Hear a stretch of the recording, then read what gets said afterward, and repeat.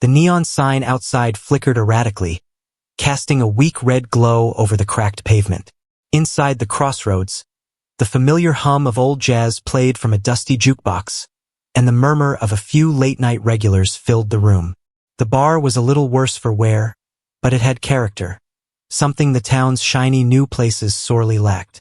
Behind the bar stood Nick, 32, nursing a half-smile as he wiped down the same worn counter he'd polished for the past 4 years. Nick used to be a journalist, a dreamer with a passion for stories. Somewhere along the way, life had worn that down to a quiet longing. Now, he poured drinks and listened to the same tired conversations every night, hoping for a spark, a story that might pull him out of the monotony. His green eyes scanned the room, catching familiar faces and new ones alike. Linda, 28, balanced a tray of beers with effortless grace. Her soft smile and hopeful eyes were a contrast to the dim bar lighting. She worked here to save money, dreaming of moving to a city where the sky stretched wider and possibilities didn't feel like distant stars. She liked Nick, not just because he was the best listener in town, but because she saw the same restless hope in his gaze. Ron, the bar's owner, a man in his 40s with a permanent scowl and a loud voice, sat at the corner table counting his earnings. Greedy and practical, Ron cared more about profit margins than people. He grunted whenever Nick took a minute to chat instead of working. "Focus, kid. We're here to make money, not hold story time." Tom, a regular in his mid-30s, always dressed sharp and a little mysterious, nursed a whiskey. No one really knew what he did for a living, and Tom liked it that way. His eyes were sharp, almost calculating, like he was measuring every word, every shadow. The door creaked open, and a man stepped in, shaking off rain like a dog. Nick glanced up. The stranger was striking, mid-40s tall, with a dark beard flecked with something that caught the low light. Blood. Fresh, bright red streaks smeared across the rough edges of his beard. Nick raised an eyebrow. "Hey, buddy, what's with the—" He cut himself off, flashing a smirk. "Blood on the beard? You been in a fight or something?" The stranger's eyes twinkled with a mix of amusement and something else, something deeper, colder. "I'm a vampire," he said, voice low and steady. The bar fell silent for a beat. Then Linda chuckled softly, shaking her head as she poured another round. "Nice one," she said with a playful smile. "You trying to scare us?" Nick laughed, but his eyes lingered a moment longer on the man's mouth. The teeth gleamed unnaturally sharp in the dim light. Not fangs exactly, but too pointed to be ordinary. "Yeah, right?" Nick said, shaking his head. "Vampires don't walk into bars in the middle of a rainy Tuesday night, especially ones with lousy hygiene." The stranger smiled wider, lips parting just enough to flash those teeth again. "Maybe the stories you've heard are only half true," he murmured. Nick felt a chill despite the warm air inside. He looked away, pretending not to notice how the man avoided the mirror behind the bar, or how the shadows seemed to cling to him a little too closely. Linda sidled up next to Nick. "Ignore him," she whispered. "Probably just some guy having a bad night." Nick wasn't so sure. Something about the man unsettled him. Not just the blood or the teeth, but a weight in his presence, like a dark secret hovering just out of reach. As the night deepened, the bar filled with more regulars, voices rising in a familiar rhythm of gossip and laughter. Tom struck up a conversation with the stranger, probing carefully with a businessman's subtlety. Ron kept an eye on the whole scene, grumbling about slow sales and the town's fading nightlife. Nick caught snippets of their talk. The stranger spoke with knowledge that was oddly old-fashioned. Stories about places Nick had never heard of, people who seemed both real and mythic. Each tale left a knot of curiosity mixed with doubt in Nick's mind. When Linda went to serve drinks, she overheard the stranger mention Crossroads, and her eyes widened. She whispered to Nick, "That's the name of this bar. Do you think it means something?" Nick shrugged, but inside, a flicker of something like fear or fascination stirred. What if this wasn't just some prank? What if there was truth buried beneath the stranger's words? The night slipped into a strange rhythm. Nick found himself drawn to the man's quiet confidence and cryptic remarks. He asked about the blood again. "Not from me," the stranger said softly. "I carry the stains of others. But tonight, maybe I'll tell you why." Nick laughed nervously. "You've got a hell of a story." "Maybe," the man said. "Or maybe you're just about to become part of one." Linda caught Nick's eye and gave a small, uneasy smile. Tom watched from his corner, silent and unreadable. Ron, restless and impatient, tapped his fingers on the table. The clock on the wall ticked on, but the air thickened with something unspoken, a tension that danced on the edge of the ordinary and the unknown. Nick poured another drink, trying to steady his shaking hands.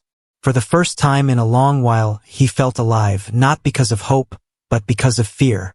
Fear that tonight would be unlike any night before. And maybe, just maybe, the stranger was telling the truth. The bar's murmur had settled into a low hum, the background noise of glasses clinking, laughter spilling like warm whiskey over cold ice, and the occasional burst of a blues riff from the jukebox. The rain outside drummed steadily on the windows, as if the world beyond the crossroads wanted to drown out whatever strange energy was brewing inside. Nick leaned against the bar, eyes fixed on the stranger who still sat alone, the streaks of blood on his beard glistening under the dim light like an open wound refusing to heal. Something about the man was magnetic and unsettling at the same time. Linda wiped a glass, her movements slow and deliberate, her gaze flickering between Nick and the newcomer. There was a tension in the air, thick enough to slice with a knife.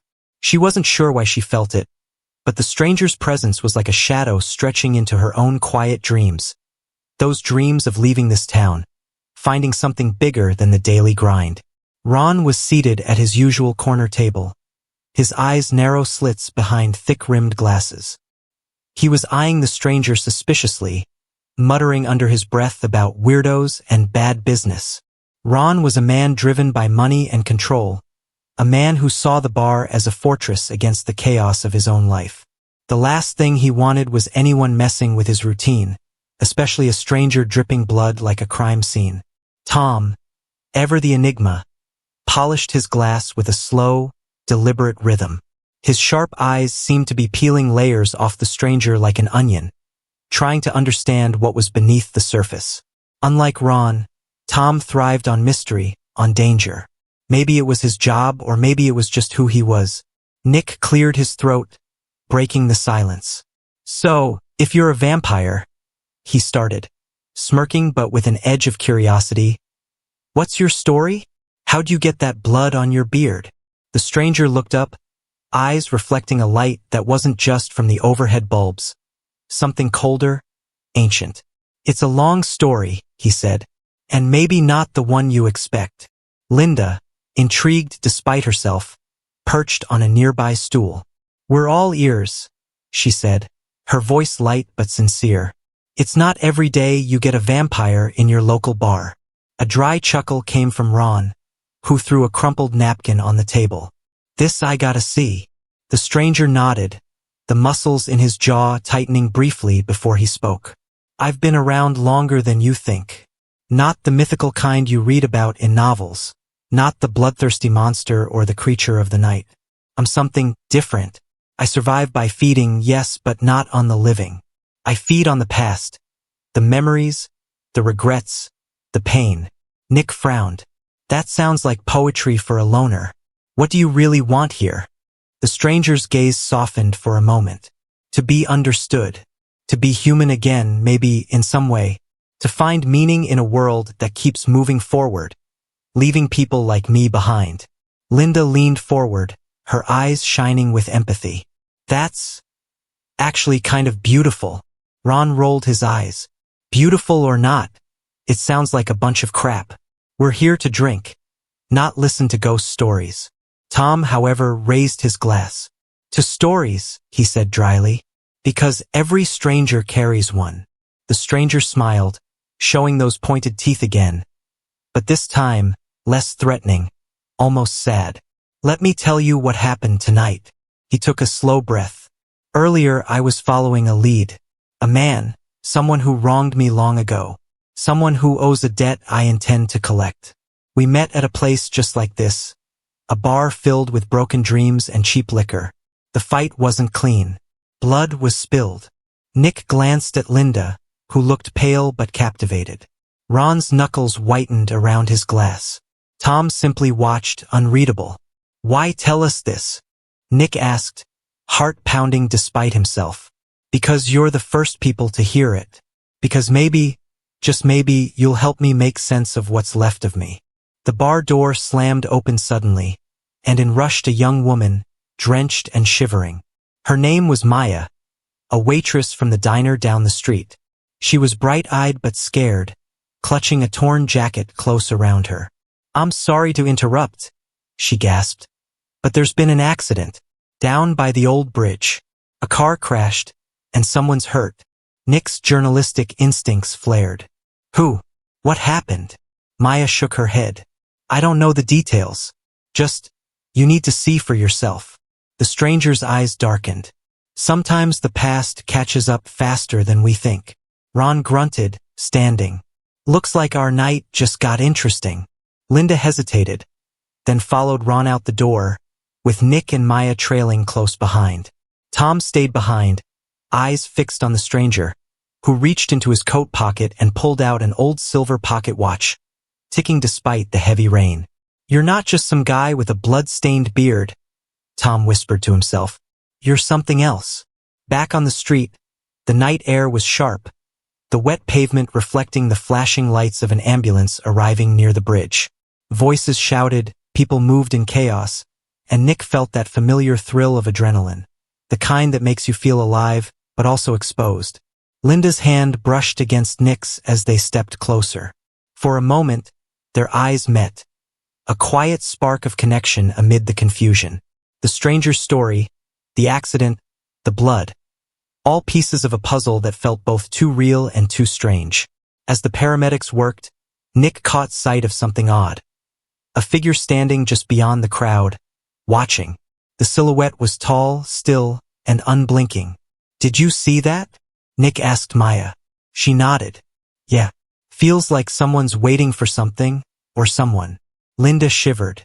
I don't like this. It's like we're being drawn into something we don't understand. Nick's mind raced. The stranger's tale, the blood, the accident, the watcher in the dark, all swirling together like a storm ready to break. Back inside the bar, the stranger sat alone, the faint smile playing on his lips as if he knew secrets none of them could guess. Are you sure this is just a story? Nick whispered to himself, eyes locked on the man's pale face. Maybe tonight wasn't just about drink and distraction. Maybe tonight was the beginning of something far bigger and far darker. The night was thick with rain, but inside the Crossroads bar, the air felt heavier, as if the walls themselves absorbed the tension of what had just happened. Nick and Linda had returned from the bridge, shaken but alive, while Ron and Maya had stayed outside longer, helping the paramedics. Tom lingered behind the bar, polishing glasses but clearly distracted. The stranger remained at his table, eyes flicking toward the door each time it opened, as if expecting someone else. Nick sat down, rubbing the back of his neck. So what now? What's the next move? The stranger leaned forward, his voice quieter but edged with something fierce. We find the man who caused the accident, the one who's running from more than just the police. Linda, who had been quietly observing, finally spoke up. You mean the one who hurt that driver? The one who's still out there? Yes, the stranger said. He's connected to my past, to the debt I told you about. But this is bigger than me now. It's about justice or revenge. Ron, who had slipped back inside, grunted loudly. Revenge is a dangerous game, especially when it involves people who don't play by normal rules. Tom nodded. And trust me, when blood is involved, rules tend to be rewritten. Linda laughed softly. Isn't that the truth? You think this bar's just a place for cheap drinks and bad decisions? Try living it. The tension eased a bit, the laughter a welcome crack in the darkness. But beneath it all, everyone knew the night was far from over. Nick caught Linda's eye. There was a spark there, subtle but real. Two people clinging to something hopeful in the middle of chaos. Tell me more about this man, Nick said to the stranger. Why are you so sure he's the one? The stranger sighed, running a hand through his wet hair. He betrayed me years ago, took everything I cared about, left me broken, and I've been hunting him ever since. Tonight, I thought I had a chance to end it. Maya, now inside and drying off, sat beside Linda. You're all talking like this is some kind of personal vendetta. But what about the rest of us? What about the people caught in the crossfire? Ron snorted. Welcome to life, kid. Sometimes you're the bullet, sometimes the target. Linda looked uncomfortable but nodded. Still, there has to be a way to break the cycle. The stranger's eyes flickered with something almost hopeful. Maybe, but not tonight. At that moment, the bar's door swung open again, and in walked a woman. Tall, confident, dressed in a sharp leather jacket, her eyes scanning the room like a hawk. She moved with purpose, stopping right in front of the stranger. Well, she said, her voice smooth but cold. Didn't expect to find you here, James. The stranger's face hardened. Vivian. Linda felt a chill. The air shifted. This wasn't just some stranger's story anymore.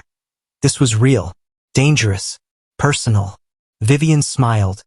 A slow, knowing curl of the lips. I hear you're stirring up trouble. Old debts, new wounds. Maybe it's time we settled things.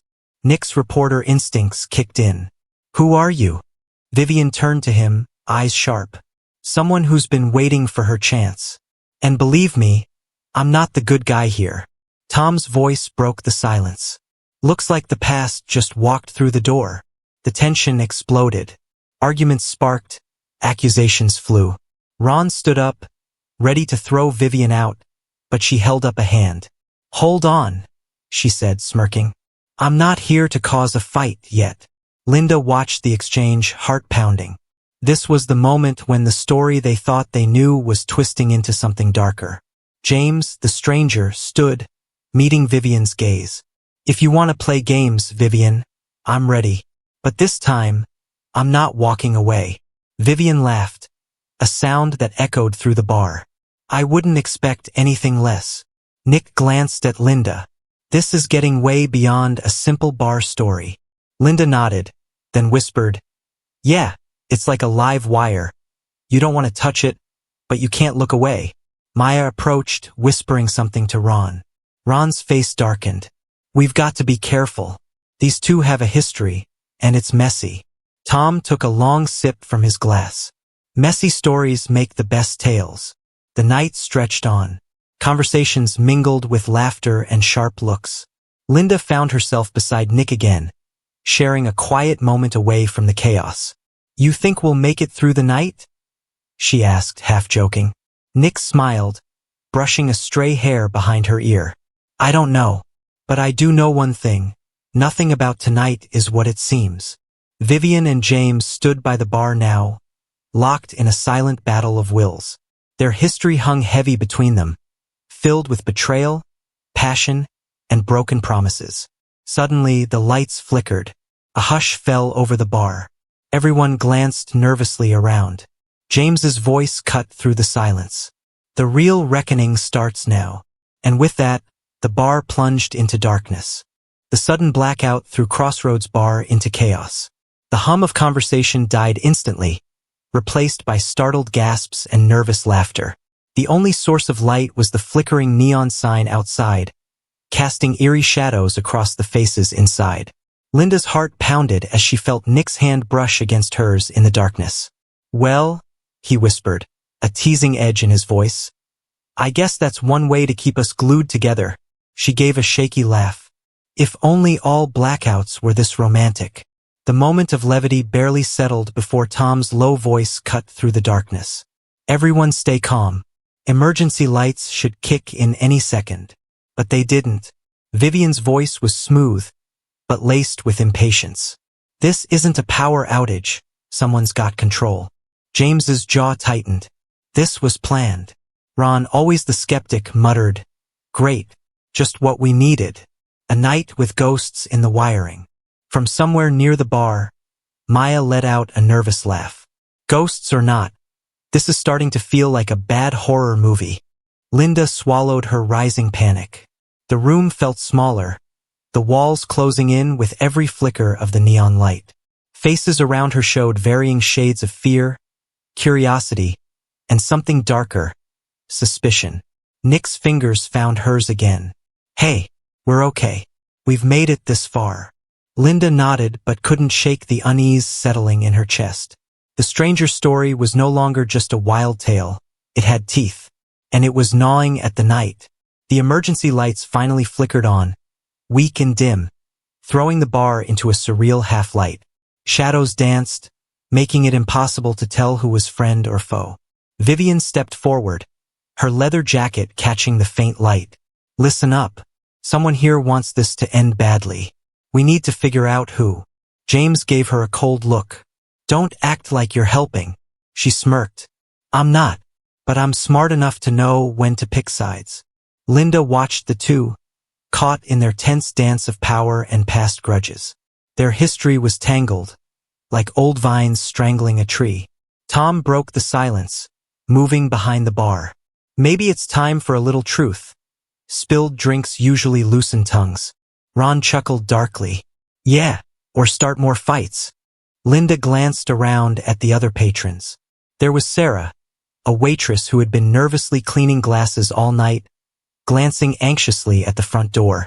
She looked tired, worn down by years of dead-end jobs and unspoken dreams. Beside Sarah, a young couple whispered heatedly, their voices a mix of anger and desire. A small drama playing out amid the bigger one unfolding. Nick leaned closer to Linda. "Everyone here has secrets. It's just a matter of who's ready to spill." Linda nodded, feeling a familiar surge of adrenaline. As a journalist, this was the kind of night she lived for, but this was personal now, raw and unpredictable. James suddenly raised his voice. "Enough. Vivian, if you know something, say it. Otherwise, don't waste breath." Vivian's eyes flashed. "Fine. The man I'm hunting, the one who ruined us both, he's closer than you think. And he's not just hiding. He's playing a dangerous game. If we don't stop him tonight, more than our secrets will come to light." Maya stepped forward, voice trembling but firm. "Why should we trust any of you? You're all part of this mess." Ron sighed. "Because no one else knows this story like we do. And because if we don't stop it, none of us get out clean." Linda felt a flicker of hope in those words. Maybe the night wasn't just about fear and shadows. The bar door slammed open suddenly, and a cold gust of wind swept through. Everyone turned. A figure stood silhouetted in the doorway. A man, soaked from the rain, face hidden under a hood. James's expression hardened. "It's him." Vivian's lips curled in a knowing smile. Finally, the man stepped inside, pulling back the hood. His face was sharp, eyes cold and calculating, the very image of the danger everyone had feared. Linda's breath caught. This was no vampire tale or joke. This was real, a reckoning that could destroy them all. Nick whispered, "We're in the eye of the storm now." Suddenly, Sarah gasped. "You don't understand. He's not just here to fight. He's here to make sure none of us leave." Panic rippled through the bar. Vivian's smirk vanished. "Then we fight back." James squared his shoulders. Together. Linda felt the weight of the moment press down on her. This was more than a story, it was survival. And in the shadows of Crossroads Bar, the night was far from over. The storm outside was relentless, drumming against the windows of Crossroads Bar like the heartbeat of the night itself. Inside, the tension was electric, thick enough to cut with a knife. Linda sat at the bar, swirling the last dregs of her drink. Her mind raced, a chaotic mix of fear, hope, and exhaustion. The stranger with the blood on his beard, now revealed to be more than a story, had changed everything. But the truth was still elusive, hanging like smoke in the air. Nick was beside her, his usual confident grin tempered by the weight of what had happened. "You okay?" he asked, voice low. Linda met his eyes and gave a tired smile. "Better than I deserve." Their brief connection, born from shared fear and the night's strange intimacy, felt like a fragile lifeline. Behind them, James and Vivian stood near the door, their uneasy alliance still fragile but necessary. James's sharp gaze softened slightly as he watched Linda and Nick, but the battle in his heart was far from over. Across the room, Sarah wiped down a glass, stealing glances at the unfolding drama. Her own story, years of scraping by, of invisible dreams, suddenly seemed tied to something much bigger. Her hands trembled, betraying her calm facade. Maya leaned against the jukebox, arms crossed, a wry smile playing on her lips. Well, who would have thought? A vampire story turning into a hostage crisis. Ron chuckled from the corner booth, though the humor was bitter. You can't write this stuff. The man who had crashed the party, Lucas, paced near the back, his eyes sharp, calculating. The blood on his beard was not from myth but from a fight earlier that no one had witnessed. His motives remained clouded, but it was clear he wasn't here just to scare. Vivian broke the silence. Lucas, why? Why drag all of us into this nightmare? Lucas stopped, meeting her gaze. Because this town owes me. Because some debts aren't paid in cash. They're paid in fear, in silence. James stepped forward, voice low but fierce. Enough games. What do you want from us? Lucas's smile was thin, almost mocking. I want the truth buried tonight, or I make sure it stays buried with us. Permanently. Linda's pulse quickened. The meaning was clear. Secrets someone had spent years hiding were at stake, and their lives were the currency. Nick placed a steadying hand on Linda's shoulder. We need to find a way out. Together. Linda nodded, steeling herself. She'd come to Crossroads Bar seeking a story, but now, she was fighting for more than headlines. She was fighting for survival, for justice, for hope. Suddenly, Sarah spoke up, her voice trembling but resolute. There's a way out, a back door through the kitchen. I've seen it during closing.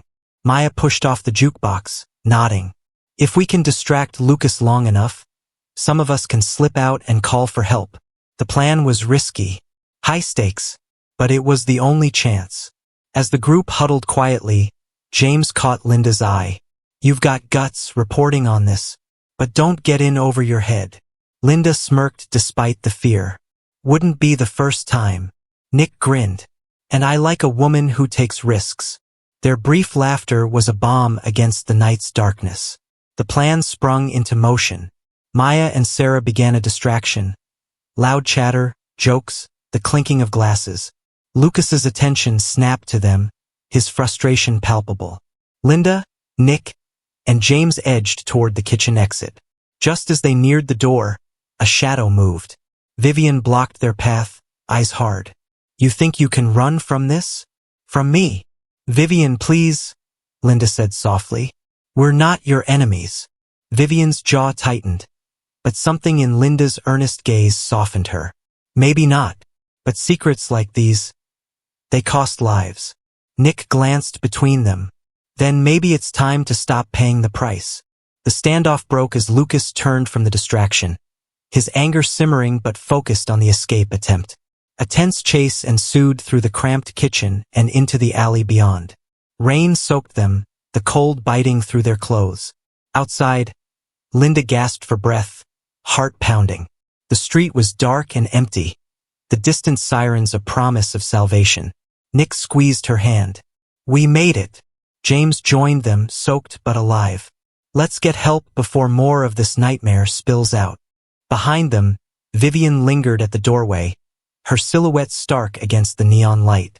This isn't over, she whispered. Linda knew she was right. Back inside, the bar felt emptier, the shadows deeper. The story they thought was a joke was real, brutal and raw. The night had changed them all. But as dawn's first light broke over the city, Linda felt a flicker of something precious. Hope. Maybe the truth wouldn't destroy them. Maybe, just maybe, it would set them free.